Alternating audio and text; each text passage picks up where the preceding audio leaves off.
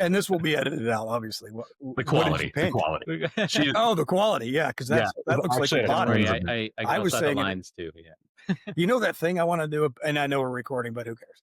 I want to do that thing where you paint your spouse, and they don't. Have you seen it yet? No, I have not. Are you Oh man, this is blindfolded, or do brilliant. you Zach, just you've paint seen it, them? right? Oh, Yeah. So you're at, like, if Zach's my wife, I'm painting him. He can't see me. Oh, really? And then when you're done, you reveal it. It is some of the best shit I've ever seen online. Really? The dudes. Yeah. No. Oh, I write like I'm in third grade, and I still do like stick figures. So I would be just Oh, yeah. toast. I'd be like, here you go. Like You'd be like, what? third grade. No, that's I mean, Yeah. we went to a wine and paint night at Target Field earlier this year, and we were like face to face, so we couldn't see each other's paintings. And she made that, and then I flipped mine around, like, oh. Did it at least look like the state? It did, but only because that was the cutout that they gave us at the beginning. I love it. I love it, man. All right, we are actually recording. Everything's good. Let me check my stuff real quick. Yeah, we're good. I'm not gonna check it. Sorry, I was crying for a second because of laughing. I don't know. Don't laugh. See, I'm overheating. I'm crying. What's going on with me? All right. All right, we're back behind the brakes. We're excited this week. We've got Zack, the man behind Zack's Bowman Hacks, and you are a very specific guy. So we're ready to get into this, man. How you doing? Doing well. Thanks for having me. Thank you. Thank you for being Yes. here. Pumped. All right, so Zack's Bowman Hacks on TikTok, all one word, Zacks, Bowman Hacks. We all know how to spell Bowman and Hacks. You Yep. got to check this guy's content out. We're going to get into the details of it. Absolutely, we were just dying laughing before you jumped on in a good way about the past self thing. We're going to get into that because that is absolutely brilliant content. You got to check this guy out. So, and you only collect Bowman, is that right? I primarily collect Bowman. I also do some like flagship tops stuff, and will like once a year do a basketball thing, but I'm primarily Bowman now. Bowman. He's a baseball guy. Do you ever get into the football or any other? I mean, you just said basketball, but do you ever get into the football or anything like that? I bought one JJ McCarthy autograph card this offseason on the off chance that he would be great with the Vikings, and I sold it after week 1, which I'm really glad I did. But that was Wait, why though? They're not horrible. They almost beat the Bears. They almost beat the Bears. There've been a lot of almost beat this year.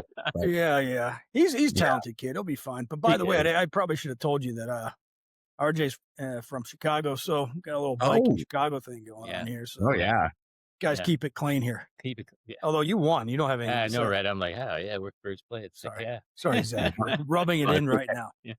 But we're going to get into the details of the Bowman thing because there's a lot to talk about. In fact, one of the best stories, or I don't know what it was that RJ told, was about if he was to do prospect hunting, he would have to have no family, sit on the couch, and study the sheets. But we'll get into all the Bowman stuff. But I got to talk to you about how you got into collecting, man. How did this start? As a kid, as an older in life, what do you got going on? Yeah, it was some of both. So I collected a ton when I was a kid. I was born in the 80s. I grew up started collecting 87, 88, 89. Twins won the World Series in 1987. I was all in on baseball cards then. There you go. The trash bag outfield. Trash bag outfield. Kirby. Yeah. That's right. Yep. And then collected all really up through probably the start of high school or so, but then fell out of it around the year 2000, and then didn't really get back into it until COVID. It was January of 2021 is really when, and I know a lot of people, but I got back into it then. And from following a podcaster who just did a lot of daily fantasy stuff, but then he got super into the baseball cards and turned the podcast into a baseball card podcast. And I started looking into it and got hooked very quickly. Yeah. And then, so I was initially just kind of flying by the seat of my pants, picking up whatever looked fun and shiny and exciting. And it was none of it was based on a good sound strategy, which indirectly provided me with a ton of content now from all those mistakes that I made then. Yes. Yes. But I also had a buddy, I think it was April of 2021, who saw me, I think it was on the Real Breaks Facebook page, jumping into a break. And he's a buddy of mine from Wiffle Ball League that I play in. And he messaged me saying hey, how much do you know about Bowman? If you don't know that much, we really should talk before you buy any more cards there. But, so he really kind of took me under his wing initially. Nice. Yeah. But then, once I kind of figured out like what the prospecting thing was all about, I got super hooked on it. And I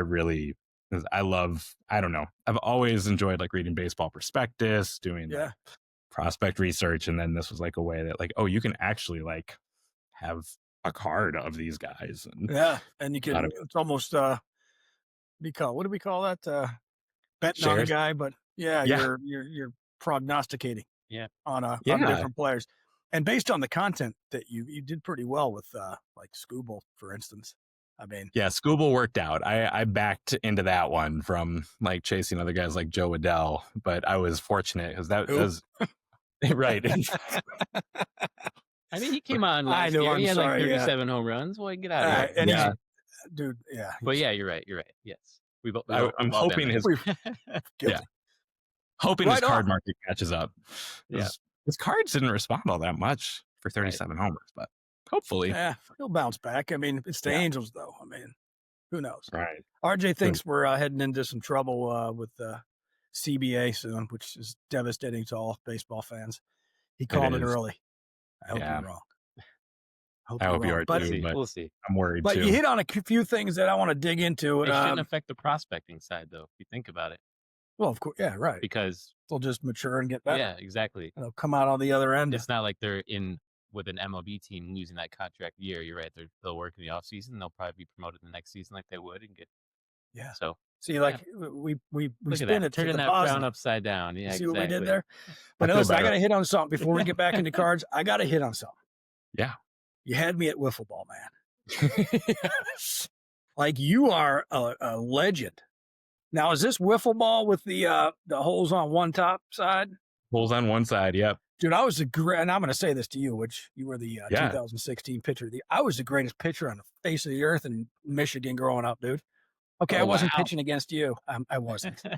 But I'm talking smack right now. But man, I could throw some stuff. Does your son, he plays wiffle ball, of course. His kids, remember we were talking earlier before we jumped on, we had talking about kids aren't outside anymore. His are the exception. But wiffle ball, man, you play in an adult league. Yep. Yeah, it's actually the largest wiffle ball league in the country. It's called the HRL Twin Cities. The HRL stands for Home Run League. Nice. And it was, started by a guy, Pat Moriarty, who moved to the Twin Cities from Massachusetts back in like 2004. And he had a wiffle ball league out there. And then he started one up here. And initially it had 8 teams the first year. I joined in 2006, which was like my second year out of college. So a buddy of mine had moved back here and started emailing me all about wiffle ball. It was like, dude, there's a wiffle ball league here. We need to play. Like, what? Like, tell me. I had no idea what it would be like, but we practiced all summer that summer, ended up joining a charity wiffle ball tournament that we ended up winning. And then the tournament was run by the league. So they like invited us into the league the next year. And I just finished like my 20th season in the league now. He's a vet. Awesome. Yeah, I know, right? he's a veteran. Yeah. So I got to dig into this. Yeah. So again, I grew up like I was the kid in the backyard where it was just me and a buddy, and I would be one team, and all right, now up to bat is this guy, whatever team I was pretending like I was. So, man, is it I'm getting all excited over here. No, Is it the skinny yellow bat wiffle ball? Yep. Sweet Jesus, man. Yep, that's it. And how many guys are on the field? Is this? It's not a 9-man. No, there's a pitcher. Yeah, pitcher and 2 outfielders, and then we have a wooden cutout strike zone that is like a foot off the ground. Yeah, so it's like I think it's like 3 feet by 2. I can't remember exactly the dimensions, but dude, there's a lot of content. Yeah. So do you go outside of the state? You go like nationally anywhere on this? Like, do you travel a little bit? I did it was 2014 to 2019. I played on our league's national team where we would go for a while it was to Columbus, Ohio. And then it was actually to Morenci, Michigan, where they had the NWLA tournament, which is the National Wiffle Ball League Association tournament. And I stopped playing after 2019. Like my knees are shot. It was time for me to stop. And then the next year, our league won the championship. Like we're national So wait, champions. it's 3 dudes or dudettes. Yeah, in the field, but you can bat pretty much as many as you want. Like you can have, and you can have up to like my team last year, we had 5 guys on the roster. So we would play between like 3 and 5 guys every night. Some teams have like 10 players, guys and gals. I'm Nice. gonna have to check this out. I mean, like Kevin Costner just started a league out here by us, so I'm like, Oh, bringing really? wiffle, bringing wiffle ball. Like they just did this whole thing at one of the Scottsdale stadiums where the minor league team plays, and actually the We've got a Giants team. are there. Brian, we're in. Oh yeah, that's amazing. And I'm not actually, kidding. Let me find time in my schedule. man. Yes. No. Cancel everything. the team to beat when I started playing in the national tournament was actually wiffle ball in Southeast Michigan, WSEM. They were like back-to-back national champions. So there's a lot of real good wiffle ball in Michigan. Kalamazoo has a great team. I grew up. I spent some time in Jackson and the state prisons there. I wasn't at the state prison, but I grew up a couple of years in Longest Jackson. yard stuff right there. That's right. That's right, man. That's awesome. And you were the 2016 national pitcher of the year. Yes. Yeah. So there's like a voting committee where they will get together every year and then vote on awards. And what they will do is like look at, okay, who is the top pitcher in each region? And then it's tough because you're like comparing stats of guys across leagues where like the rules might be completely different. But yeah, in 2016, I was voted National Pitcher of the Year for wiffle ball. And it was coincidentally the same day that I met my future wife back in 2016. Like I left the bar where we had our first date and was driving home and was listening to the podcast where they were announcing it and found that out. So that was a good day. Good for you, man. Yeah, Good so for you. I guess being in a league like that, do you have your own trading card? Thank you. No, but one time a guy did make trading cards of his own team. That's cool. Where it was like you're like 2013 HRL champions, and he waited until his team had won the championship and then he passed them out to everybody afterwards. It was Yeah. He's like, hey, thanks for playing. Here you go. For playing. Yeah, exactly. So what was your pitch, man? Were you junk or were you throwing gas? So our league actually has a speed limit of 63 miles an hour that we play by. So our mound is like 42 and a half feet away from the plate. So if you throw as hard as you can, like it is almost impossible to hit. So we actually have this enforced with a pocket radar gun that we set up behind the strike zone. And then we have like a little iPad display. So it'll show the pitch speed. And so someone will throw a pitch. We'll think it's like borderline, whether or not it's too fast or not. Go to the tape. Go to the tape. You guys are doing this like next year, ABS. You're like, check the tape. Yep. And then if it's over 64, it's an automatic ball. And that's awesome. It's crazy. The rule is. So you were throwing trash. How did you win? Yeah, it was mostly. So my main pitches are a slider, a sinker, and then a riser. So where like I grip it with the holes facing down, and then it just like zips up into the zone. I will occasionally throw a screwball. It hurts my arm so much to throw it, but it is so fun to throw. Tommy John surgery for Zack coming up here. I've been to the doctor for wiffle ball multiple times. Well, you're throwing nothing. So it's 1 ounce. Arm, there's nothing happening there, man. I could talk about this all day, but we got to talk about cards. But my God, that's awesome. That's awesome. And we are looking into this. Behind the Brakes is forming a team to go to Kevin Costner. If you're listening, we're coming for you, man. Line them up. And we're going to call Zack, and he's going to be our pitching coach. We got a plan now. Let's go, man. All right, so why Bowman? Talk to me. What's up with Bowman? So Bowman, I really do love the prospecting element. I really enjoy trying to figure out, like, okay, which guys are, and like typically the price range that I'm looking for are like guys who have a base autograph of maybe like $5 or $10. Like at this juncture, that is usually what I'm trying to hunt, unless I think there's somebody who is like really undervalued with a crazy high ceiling. But you can just see gains with those cards that I think are so hard to find with like a Topps rookie card. Because like if a guy already has a Topps rookie card and he's already playing in the major leagues, like they usually need to do something pretty significant at the major leagues for that card to go up, which can happen. Like Cal Raleigh this year, like Yeah. It's Yeah. Good absolutely point. happened. Like, but I think there's a higher likelihood usually if like you're in on prospects that you're going to see a bump in value at some point. Yeah. There's also a higher likelihood that they will never play above high A, and then you have to make videos about that for You got to get their value somehow. You got right. to be doing a ton of research because I read something about this particular prospecting idea, and sports writers will write about guys because teams will ask them to, or what other variables there could be, but that person may never amount to anything, Yeah. and but they're like a top 5 prospect, and but there's no reason why. So Yeah. you must be doing a ton of research. How much time are you spending? Oh man, that's a great question. It's a lot of time. Especially during the season and when a new release comes out, it's quite a bit of time.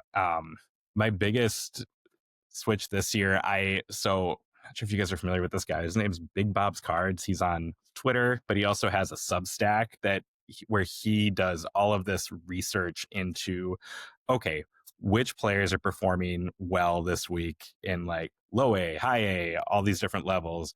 What is their base autograph worth? And he will like put together these sheets and articles about that. So I usually will like comb through those and be like, okay, like last year, like Chase Harlan for the Dodgers, who was one of their, Oh um, yeah, yeah, yeah. yeah, I think second round draft pick or late first round draft pick last year. But he'd been hurt, he'd been coming back, and he'd actually been starting to hit pretty well. But his base autograph was still like $8 or $9, and he was hitting way better than that. And so, like, what I'll try to do is find guys like that where they are over or they're performing better than their card is currently worth. And it does take a lot of time. Like I have guys who I'm, tracking. Like I will check their minor league box scores at 9 o'clock at No night. kidding. Sometimes. Yes. It It's helps. got to become a long list of dudes you're checking, though, right? I Yeah. mean, And I've been trying to narrow it down a little bit more, but um like this year I was following like both Theo Gillen and Aiden Smith for the Rays, and they were both on the same team in the Tampa organization. So like that helped. I could just check one box score and see how they were doing. But yeah, it's this is a So commitment. then are you tracking specifically ones that are just coming out in Bowman to pull those, or are you also keeping an eye on like potential up and comers that you're like, hey, their card might be in next year, right? So yeah. Mostly I've been going after guys who have cards already. Although Bowman Draft is the next one that's coming out, and that's kind of the easier one to predict because it's just the guys from this last draft class. But I've not delved into that too much. But that's kind of on my list for the next month. But it's Yeah. mostly guys who currently have autographs that I'm looking at. And Okay. So autos, you're dialed in on autos. Nothing yes, else. well, actually, I am one of my favorite things about Bowman cards is just like the different tiers of value where you can kind of get in on guys. I actually love Bowman paper.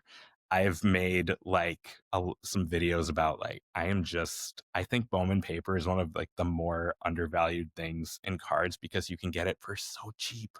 But then if a guy takes off like Trey Savage, his Bowman Yeah. paper first were selling for like 10 or $15, and you can get like a whole case of those from Bowman Draft, usually for like between like $50 or $90, where you get like 10 of every player in the set. And it's a lot. Like you have to spend a lot of time like sorting through them all. But like Yeah. I really enjoy doing that, like with some music on in the background. So it doesn't So bother that's me. your dialed in. That's your thing. So I thought when you said that it's tough when a product drops, you got to be ready. I thought you'd be positioned. You know Yeah. this guy, and okay, I'm looking for that card. Yes. You've done Yes. the research.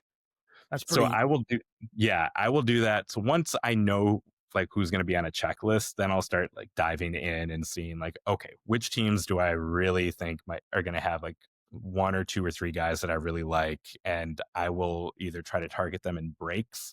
Like usually if it's early on when a product is released, I will be trying to get cards through breaks.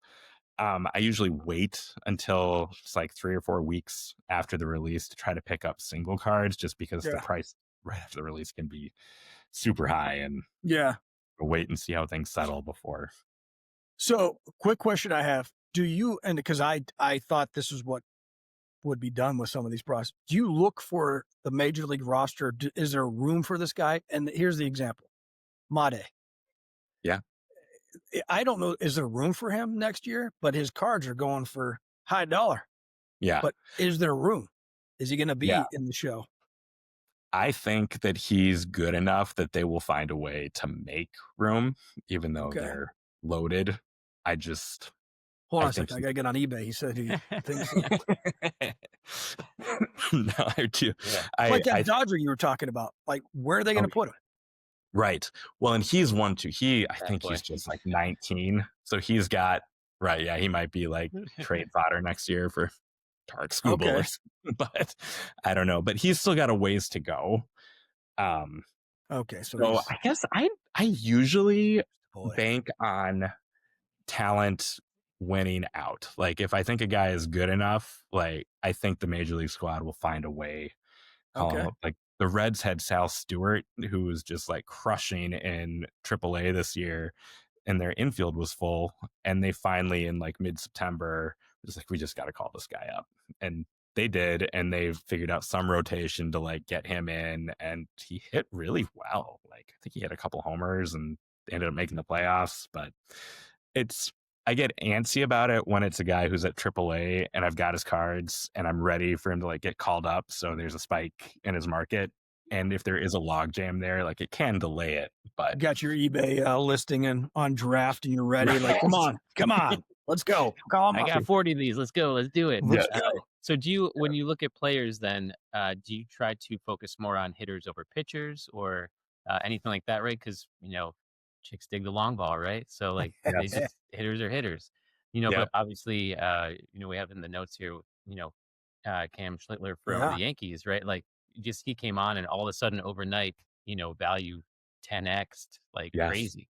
Yes. So, yeah, I'm really glad you asked that question because that is a question that I have thought about a ton, especially over this last year. Like I used to be like as recently as 2023, like I just wouldn't deliberately go after pitchers unless the guy was like maybe a twin or there was something where I just liked him for some additional reason. But this year I was deliberately buying pitchers way, way more than hitters for the most part and saw some of the best returns I've ever had on cards like based on pitchers. And what I really like about pitchers is that usually, unless they're like a pretty well-known guy, like their base first autographs are usually like $5 or $10 and you can get in on them so cheap. And the risk is higher with pitchers because arm injuries and all that, like it can happen and it stinks. But compared to like there's a guy like Miguel Ulola for the Astros who had this amazing strikeout rate in AAA this year. The Astros are going to need help in the rotation next year. Like he is already an established high minor leagues pitcher with a really high strikeout rate. Like all things that indicate that when he gets called up, like he should be pretty good. And his base autograph is $5. And I just like, he's a guy that I just keep scooping up because all it would take for him is to get called up and have like one or two good starts and that market could explode. Like Jacob Mizorowski this year. I mean, he Great point. Yeah, he had like a little bit more hype than a lot of other pitchers, but even when he got called up and had a good start, it spiked a little, but then he had a second good start against the Twins and his market exploded. And it was like him, Cam Schlittler, Trey Savage, like Chase Burns this year, like all these pitchers got called up, had a good start, and then they blew up. And then conversely with hitters, I think when they get called up, it is a lot harder for a hitter to have like an eye-opening first game at the major leagues. Like they almost have to hit a home run or like do something major. And like the kid in Astros. Yeah, with a pitcher like, hey, just give us 5 solid, right? Yes, 5 solid innings. And if he strikes out like 7 guys, people are gonna notice. And it happened a lot this year. And I don't know if this was an unusual year or not, but I think I think the risk is actually lower, not in terms of injury, but in terms of like how much money you have to put in. It's like $5 for a base autograph. They could then be worth like 25 or $35. Like that's pretty darn good. And Yeah. it's a lot harder to find hitters like that. Um, yeah. Yeah, no, I think you're onto something with that on the pitcher side, right? Because like exactly, you look at it and it's like not as flashy, right? Granted, you got schemes out there, which is the hype behind it. Next, you got $1 million patch and all that stuff like that. But Yes. you know, um, just trying to figure out, I guess, that value on who's going to blow up. It would make sense to be a pitcher because of the day and age that we live in now. Like, we're not hitting 300 anymore, right? You're hitting Yep. like 240. If you hit 240, you're like a good hitter now, which like 10 years ago, 15 years ago was like, Yeah. ugh, that guy, no, cut Yeah. him, right? Yes. Yeah. So it's like, it's totally reversed now. Like, you guys are going to go out, they're going to get their high Ks at some point, especially like you're Yeah. saying with all guys, we're topping high 90s, hundreds almost consistently Yep. between players. Yeah. All right, I might be every time I talk to somebody on this show, I'm just like, it puts this other thought in my head. I'm like, well, man, now I gotta go down this path. I'm gonna be knee deep in Bowman, going forward. So the other question I had is because I was saying you accumulate some at breaks, right? Obviously, you do some like through eBay or to kind of get the autos that you want specifically. Mhm. What is there been a team lately within the last 1 or 2 years where like, no one wants them in a break because they're just viewed as the trash team, and you're like, "I'll take that team. I'll take that team for, like, $4 because I know that guy is gonna, like, just go off." Has Yeah. there been, like, one of those in the last year or 2 where you're just like, that guy's scooping it in and everyone's because a breaker, right? They're there to hype it. They're there to hype the Yep. show, and here's the top 6 teams. They're still on the wheel. They're all this stuff like that, and you're like, "Okay. I'll take the Yeah. Rockies. Yeah." Right. It's so Yeah, yeah. exactly. Yeah, it's actually the Marlins.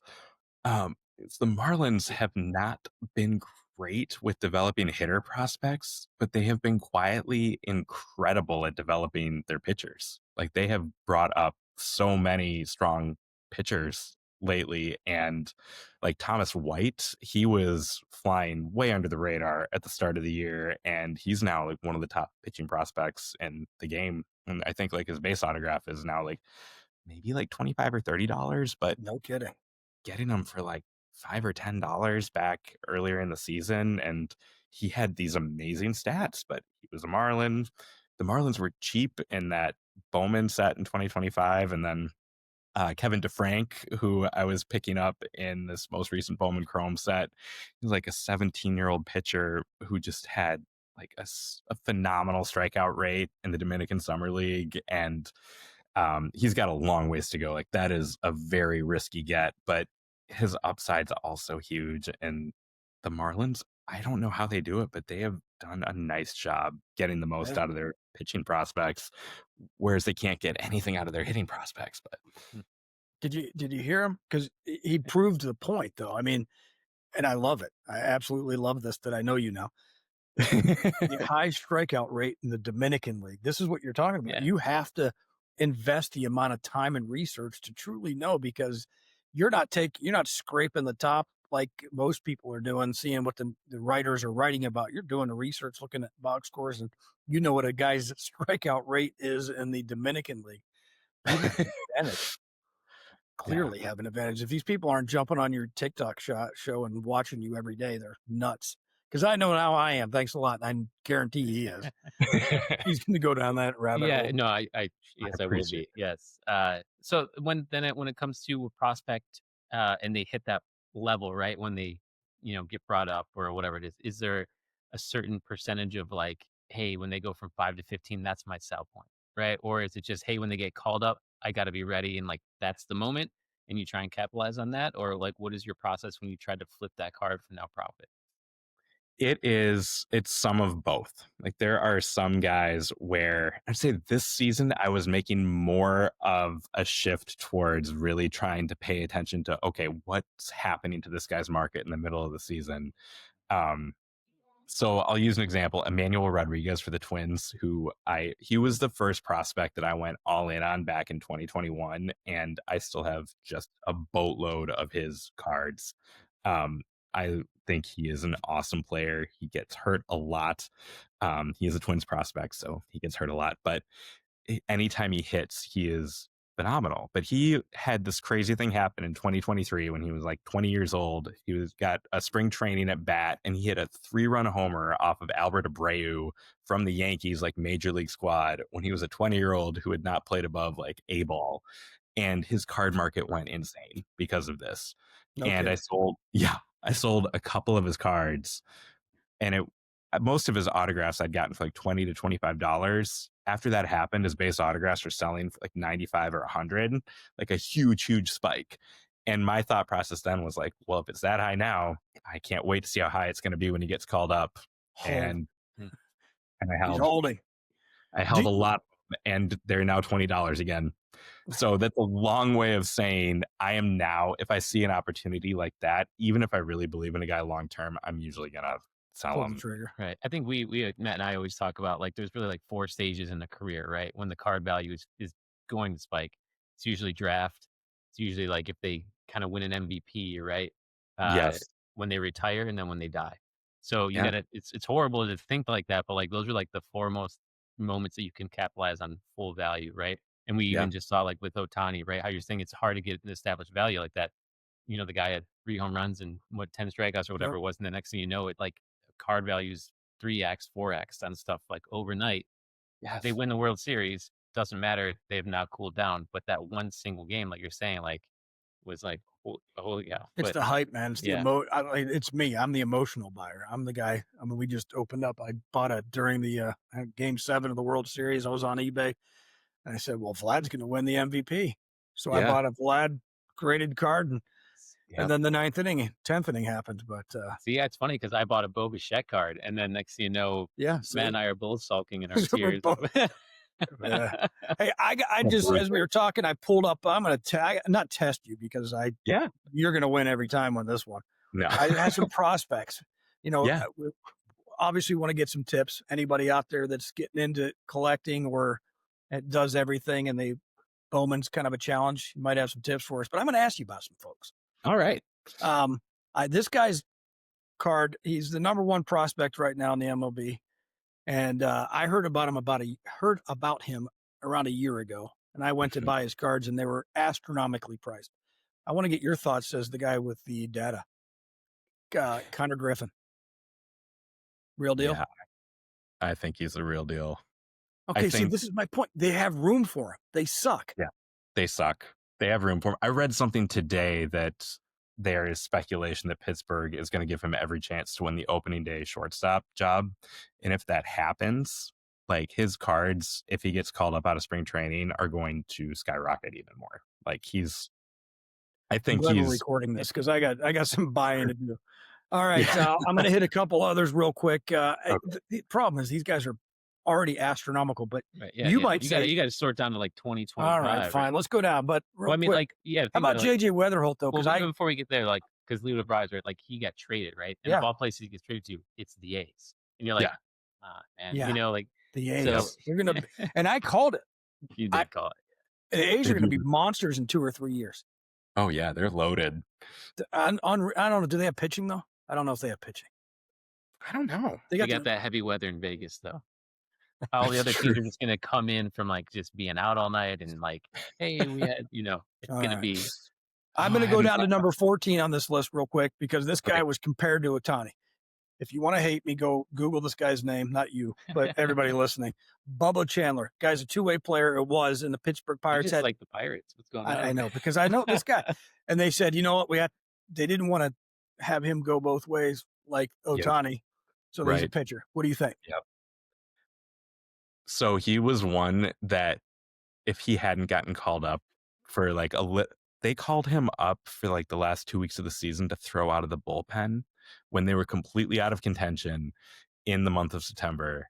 It made no sense. Like this guy is one of the top pitching prospects in the game. And my worry about him, just from a card market standpoint, like I think he's a phenomenal pitcher and he's got a bright future, but I'm worried that his market is he's going to need to do more for his market to go up than he would have if he hadn't been called up yet. Because like Really? We've already had that call up time, and I don't think he's going to get another bounce like if he makes the team out of spring training. I could be wrong about that. Yeah, I feel like that But happened to, like, with Jason Dominguez a couple years back, right? Like, yes. they called him up, right? And it was, like, Yep. hype and then the Yes. injury, and then it's, like, back into the season, it's like, well, he's working back from injury. It's like, well, the entire hype behind the Martian and this gigantic, you know human being hitting these Yes. bombs Yeah. kinda thing, right? But Petered out. It's done. yeah. Yeah. Well, And like I not think a little bit done, but Sorry, like- Yankee fan. but no, and like Jordan Lawler for the Diamondbacks, he got called Oh up my around God. when it was super early for him. And I think he's very legit, but like I don't know. It's gonna take, I think, some work for his market to get back up. And it might. Yeah. It's like he's a stud, but like I remember him and Dominguez both getting that call in September. Like, oh no, like that's when like people mean, are not paying a lot of Lawler attention. had to a baseball. bounty on him. His card. Yeah. So I that's mean, right. and then he just kept getting hurt. I Kept hope getting they hurt. took the bounty. Yeah, I hope so too. All right, let's hit a couple others before we get All into right. your tips. RG, pick one here. Go. Uh, I haven't heard some of these dudes, but I guarantee he does. how about, totally random, Jacob Waters, relief pitcher He knows. for Look at the this guy. yeah. This guy's I think for the brilliant. A's. Yeah. Yeah. I mean, relief pitchers are tricky. It's like I think he'd have to come out just in terms of like a hobby Yeah. thing. But like, I don't know. It worked for Mason Miller. Like Mason Miller came out and was throwing darts at 104 and like his cards went nuts. So like maybe. All right, so I just had to choose that card because that's my last name, and I found him. I'm like, I have a Waters auto, so I like, Nice. so I'm like, I gotta collect it just in case. You never know. So In case. yeah, Absolutely. I just pulled that one on my That was rear. pretty I'm good. like, I'm also good. I want to stump this dude. Hey, well, Harry Ford's got no chance unless they trade him at this point, right? Oh, because of Raleigh. Yeah. Yeah. I mean, Although- he's very good. Yeah. But like, I mean, I I don't think know. Raleigh's days are numbered, right? There's no way he can hit 60 home runs again. While catching or catching It's 100. washed up. Just get rid of it now. Sell done. high. Yeah. Hold on. One more. RJ, I'm going to go with this guy. Okay. Oh, yeah. Tate. Hometown For guy. Yeah. Okay. Eduardo Tate. Go. Yeah. He's it number was, 57 if you're listening. He's number 57 on MLB prospect. Top Yes. 100. he Tate. was the most exciting part of that really painful trade deadline as a Twins fan. I think Yeah, you guys he's got rid of everybody. everybody. I'm sorry. You see his face. Sorry. No, it helps to talk about it, but You're amongst friends. We're all right. We're good. yes. But no, he was one that I was excited about, and he did Yeah. pretty darn well. Like once he got to the Twins, which is encouraging. Like sometimes you don't know with those trades, like how it's going to impact a guy since everyone's still human. But he did hit really well after the trade, and we need catching help so badly long term. Like after Ryan Jeffers, there's just not a whole lot except for Mickey Gasper. Gotta give some respect for Mickey Gasper. That dude he's a good dude. But So what about Buxton? Is he gonna leave? Is he pretty upset with you guys there? So Byron Buxton is like one of the most remarkably loyal star professional athletes I've ever seen. Like we've had plenty of great players in Minnesota who have like always been like, yeah, I want to be here. I want to do the right thing. He has like gone on record being like, I'm a Twin for life. It's the best feeling in the world, even after the trade deadline. And now there are all of these rumors that we're going to try to trade one or both of Pablo Lopez and Joe Ryan. And Byron Buxton's camp has since said, like, okay, if that happens, I may consider waiving my no trade clause and requesting a trade. Like Which I'm enough is hoping- enough, guys. Yeah, it's ridiculous. It is absolutely like I was at Target Field for every single playoff game in 2023 when they'd put like $160 million into the team, which is an average amount. Like that is an average amount for a major league ball club to spend. And then the next year they slashed payroll by $30 million. And here we are 2 years later. They had to salary dump Carlos Correa. They had to unload everybody. Like Byron Buxton has been incredibly patient. So I'm hoping what he's doing is trying to leverage his position as the face of the franchise to be like, don't Will the trade me. fans revolt if he leaves? Mm-hmm. Yeah, and I think not against him. I think against the team. Like their season ticket sales have plummeted. It is when Target Field opened in 2010, I heard they had 30,000 season ticket holders, and now it's down to 5,000. Like Oh, they have, ouch. it has been a clinic on just how to completely demoralize a fan base. But yeah, Not that you're Wait. stung. No, the A's are like, hold my beer. oh, I'm sorry, Oakland fans. And you know what? And then they're getting good, and the fans are like, seriously? Yeah, Yeah, they got seriously. the rookie of the year, and they got all these other studs. All right, really quickly, let's hit everybody listening with a couple tips, and then we're going to hit you with what we usually wrap up with, which I'm really interested to see because you have a depth of knowledge that might shake us here. So go. A couple tips for people in the hobby looking to get into the Bowman product. Yeah. I mean, so the number one tip that I always give is like, never spend a dollar that you can't afford to lose, because it's always so risky with players. And, you know, you can have a guy like who looks like he's going to be the next superstar who either has like a terrible injury, or like Wander Franco turns out to be a terrible person, or things like that, where it Great just, example. My God. I haven't yet brought myself to make a video about him, but I might do it where I just bleep out his name every time, but we'll see what happens. So that's one. Like, you know, it is the most fun, I think, when it's like you are like able to, like, if a guy doesn't work out, it's like, oh shoot, that's too bad. But like, moving on to the next guy, rather than, oh shoot, that was like my card money and now it's gone. And so That's a great first tip. I like it. Okay. And then another one, I think there are just lots of ways that you can find to, like, I think, create value in sales. Like if you sell on eBay or things like that, like my mission over this next month, I'm trying to create one bulk card listing every day on eBay, where I'm trying to like clear out a lot of the cards that I had collected that back in like 2021, 22, when it was more just kind of like flying by the seat of my pants. And rather than just having those sit there, I'm trying to put them together into bulk listings, selling them for a small amount. And then I'm actually trying to keep track of what I use that money for. So like maybe I'll get rid of 600 2023 top series 1 cards and use the money to buy like a couple Miguel Ulola autos and just see what I can do with that. And all right, so you got a plan. So working on that. I guess another one would be, don't sleep on Bowman paper. It is by far like the least exciting thing in all of Bowman, but like when it works out, like it is just like free money. And does it have to be numbered, or can it just be a base auto? Does it have to be a numbered auto, or does it not matter to you if the value is there? You think the value is there, you'll just pick it up. Yeah, no, it's like if so what I really like to do is like in breaks for like Bowman Draft or Bowman Flagship, I will just get the base paper spot where I'll get like all 2,000. Oh, look at that. Yeah, base paper cards. Chest right there. That is. Yeah.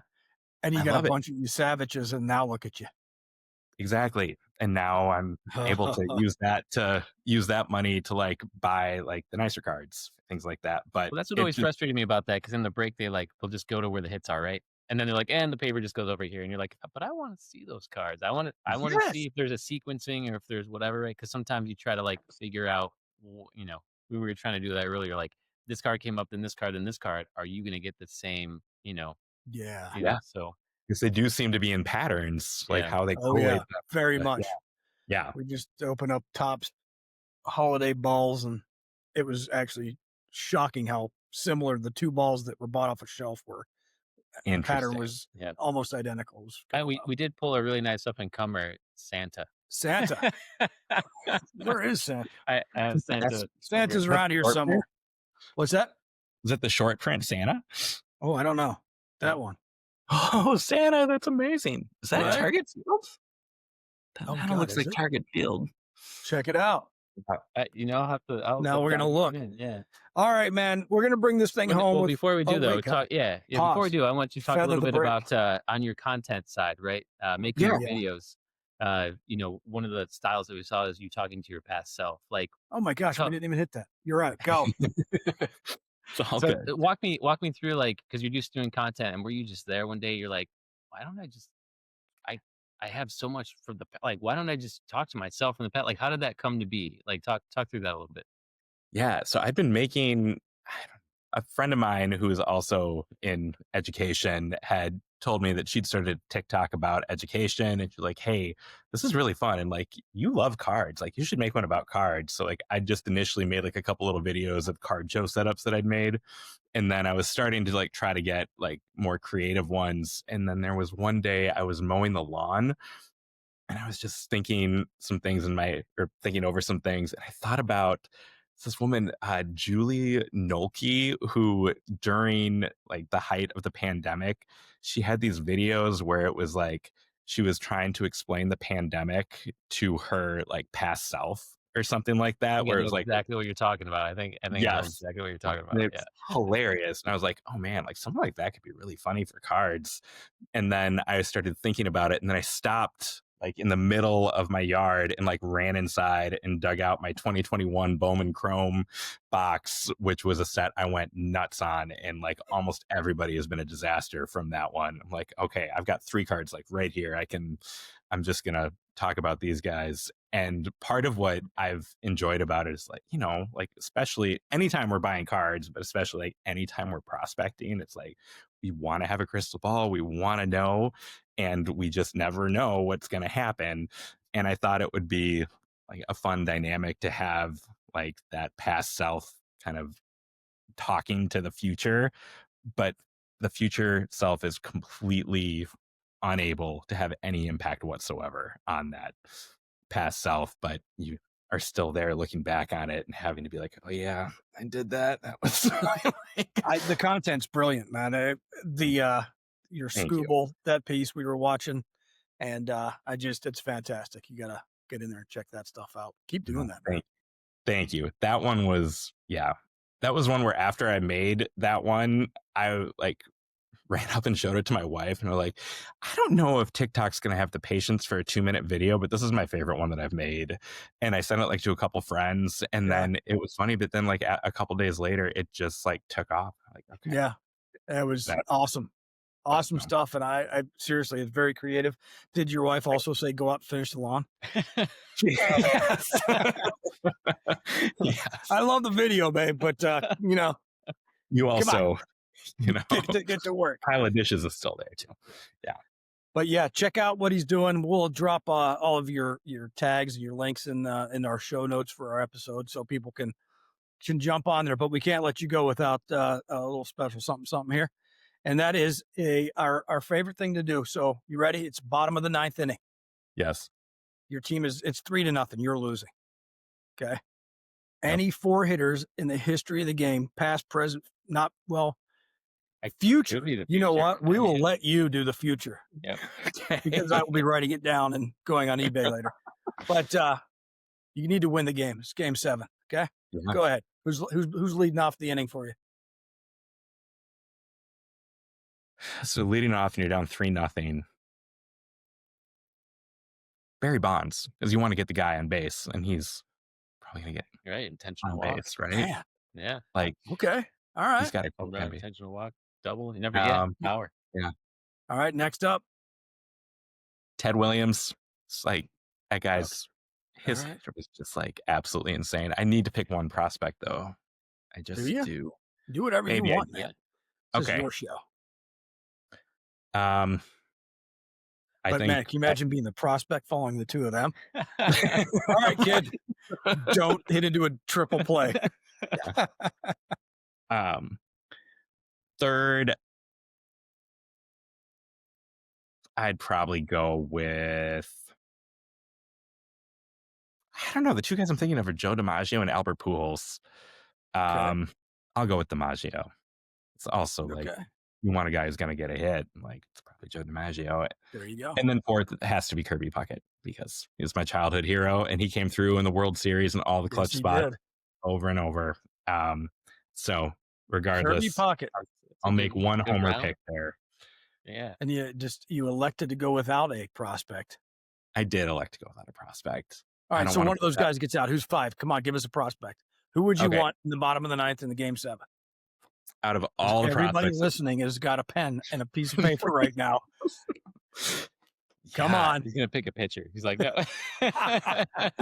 Trey, I you want Thomas savage. White to lay down a bunt. No, I think he'll be. Yeah, exactly. I'll give it to Connor Griffin. He looks insane. Oh, no kidding. The craziest stat I saw about him was the last prospect to have as many home runs and stolen bases as he had this year was Mike Trout, like back in 2009 or something like that. That's big. It's big. He's got all of the tools. So, yeah. All right. So you got your prospect in there. Yeah. All right. Wow. No pressure for No Connor pressure. That's a good one. Yeah. Well, man, we cannot thank you enough for jumping on the show. Definitely going to have you back, of course. And thank you. really appreciate what you're doing. Got to check out your content. It's a lot of fun to watch. And you clearly have the knowledge. So you're not just making content. You're making content that people can actually listen to and, should they choose to, use. Right? Thank you. Yeah. Right. Look at RJ's over here. The wheels I can smell the wheels spinning in his head. He's got a plan. But really appreciate it, Zach, and appreciate what you do, and look forward to having you on again. And have a great night, man. Yes, thanks so much. Thank you, Matt. No, thank you, RJ. I really appreciate it. It was a lot of fun. Right on. Let me hit the button here. Thanks for listening to Behind the Breaks. We appreciate you being here with us and helping us grow this community. You can find us on Spotify, Apple Podcasts, Amazon Music, iHeartRadio, and YouTube. Make sure to like, follow, or subscribe, and we'll see you for the next one.